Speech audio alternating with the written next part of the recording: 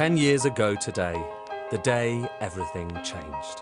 The banks were bailed out, the financial system flirted with oblivion. This country's unhappiest economic saga began. Had the banks not been rescued, it would have been unimaginably desperate. The entire system was not working and was going to collapse. People were visibly scared. We were right on the brink, right on the edge. But a decade on, we are still asking the question, have we really recovered? Why is the economy still so weak? Why are so many people talking not about regeneration, but about decay? Nobody can see a promising future, so nobody dare plan for the future too far ahead. Austerity, it's been a huge problem. When I became homeless, it really did open up my eyes. So we're asking whether the past decade should really be thought of as Britain's Great Depression.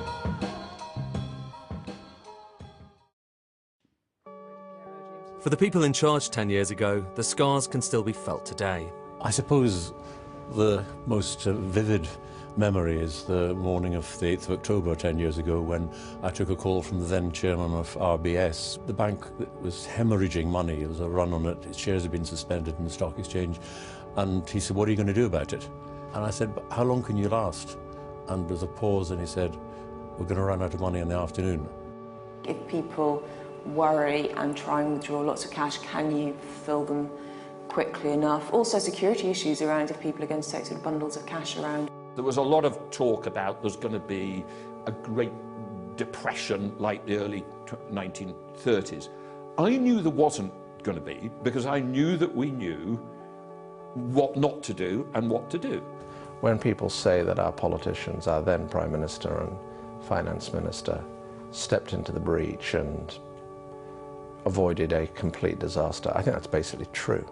But now, new analysis from Sky News underlines the scale of that crisis. These lines show you the path of GDP, how the size of the economy changed in a few famous British recessions from history, the 90s and the 30s. A dip, then a recovery.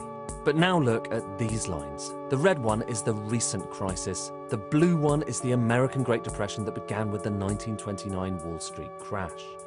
Our recent recession was far less deep or dramatic than the American 1930s. But look at what happened next. The US economy bounced back quickly in the 1930s, dipped slightly and then surged again, while Britain simply failed to take off after this crisis. The upshot is that this year, a decade on from the slump, Britain's cumulative growth is now smaller than America's was 10 years after the Great Depression.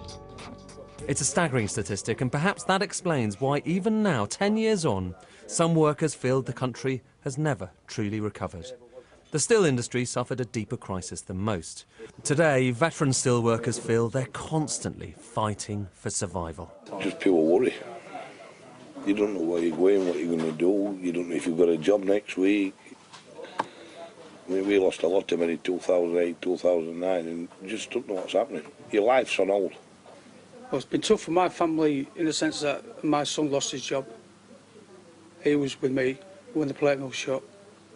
In Scunthorpe. My brother-in-law lost his job. How much money did they actually pour into the banks to bail the banks out, the government? And we've had nothing. The answer, by the way, is £133 billion, or more than £1 trillion by some measures. The idea was we'd all benefit, but try telling that to these guys. A place like Scunthorpe, Deeside, there's just nothing there. You take that steelworks away, you've got a ghost town. There's just nothing. There's that many men out to work. So they decide to sell their houses. House prices fall. Gets to the point where you can't sell your house because there's nobody up there where anybody wants to buy it. I always remember in 2008 we started weathering the storm, and I still believe that we're still weathering the storm. I don't think that we've ever come out of it. We've never seen no sunshine. So why? Was it the crisis, the banks, or what happened after, the cuts? We must pay down this deficit. This emergency budget deals decisively with our country's record debts.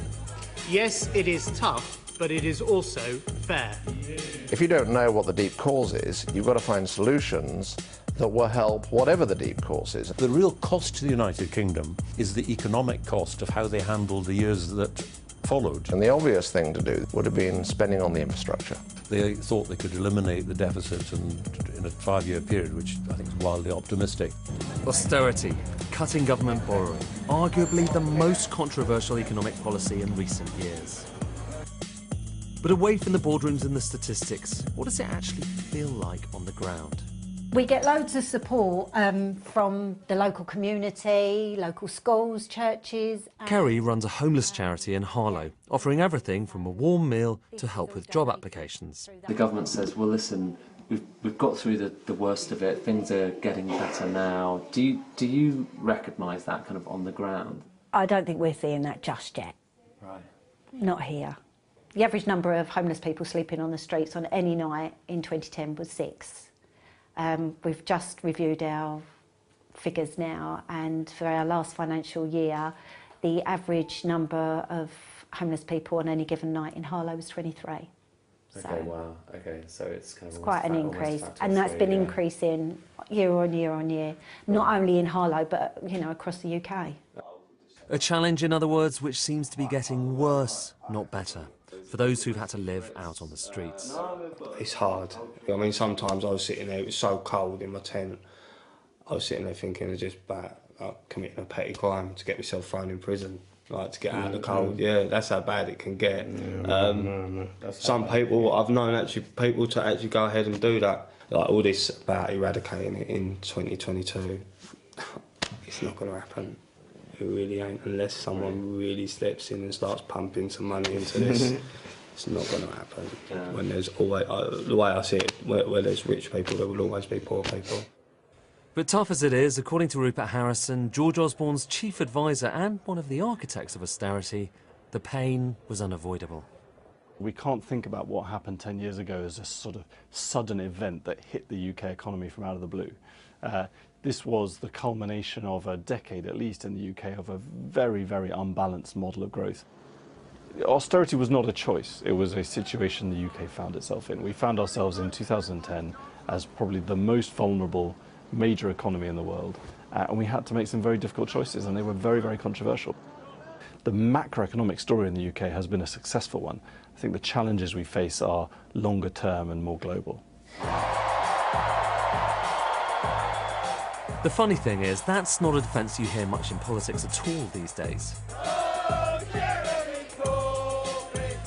Indeed, the politics forged by the crisis are very different to what came before. What you've seen is a growth of populism. It's not confined to this country and Brexit. It's right across the globe. From the election of Donald Trump and then the protectionism that we have here, the Brexit vote in Britain, populism, anti-immigrant feeling around Europe. The last few years, I've really felt that I actually want to make some kind of change, and I want to make a change here in Harlow. Campaigners from Momentum, the left-wing group so influential in the Labour Party, believe the past decade has proven the need for change. Campaigners like Laura. We've seen the rich get richer as the poor get poorer, definitely since the recession 10 years ago. I don't think we're out of the recession. Certainly it still feels like we're in the recession in Harlow. There's no affordable housing. A lot of the manufacturing has gone offshore. And I think that actually that's one of the Labour Party's policies, is to bring back manufacturing to the UK. I hope you don't mind me saying this. Some of that sounds a bit like the kind of message that Donald Trump is bringing in America. The intriguing thing is, these kinds of concerns about the role of capitalism aren't just to be found amongst left-wing activists, but also in the highest echelons of the establishment.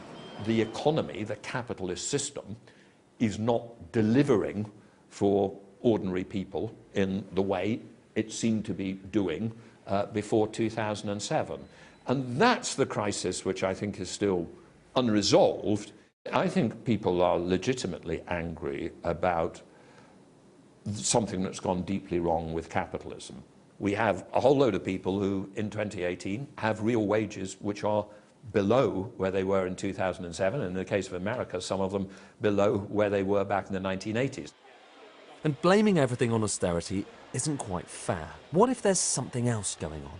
What if the financial crisis was simply the moment we realised there was a deeper problem in the economy? Quite simply, we're not productive enough. We're fundamentally building products that will go to milking cows, to packaging crisps, to cutting metal, to putting a conformal coating onto a mobile phone to make it waterproof. Tony Craig runs a high-tech manufacturing firm in the Midlands. As with so many others, he still bears the scars from a decade ago. It was an incredibly fraught period. Never before, certainly in our industry, had we seen such a global economic meltdown. It wasn't just a recession in one industry, it was far more than that. I mean, to put it into context, in the space of 4 weeks, we saw a 70% reduction in orders from our customers. 4 weeks? In 4 weeks, 70% reduction. A lot of manufacturing companies that were, really good manufacturing businesses 10 years ago, and now they're the site of a supermarket, a petrol station or a housing estate, because they didn't do the right things, they did all the wrong things, they didn't invest, and ultimately they couldn't compete and they closed. In other words, was the crisis just another excuse for businesses not to invest in their future? It's a concern for UK manufacturing in general because we now, all of us work in a global economy, and if they're not investing in automation, not doing the right things, will you be there in 5 years? The Great Depression is rightly remembered as one of the worst catastrophes in economic history. So whether you blame the banks, austerity or weak productivity, is it really fair to compare Britain's past decade with that? The last 10 years have been grim for all of our economies. Some grimmer for some than for others. But thank God we did not revisit the Great Depression. We didn't have, a third of the entire banking system just collapsing and defaulting. That's what happened in America in 1929, and that's what happens when you simply say, I'm not going to spend any public money on rescuing a banking system, just let it fall. We avoided the banking system collapsing, but then, of course, the bigger problem, actually, if people say what's wrong today, is the economic crisis that flowed out of the financial crisis. But what if, after 10 years of struggle, it's now time to celebrate? What if the cuts are finally about to come to an end? After the financial crash, people need to know that the austerity it led to is over and that their hard work has paid off. Well, we'll see. But while we may not have faced the extremes of destitution America faced in the 30s, it's clear that Britain's very different type of depression is not quite over yet.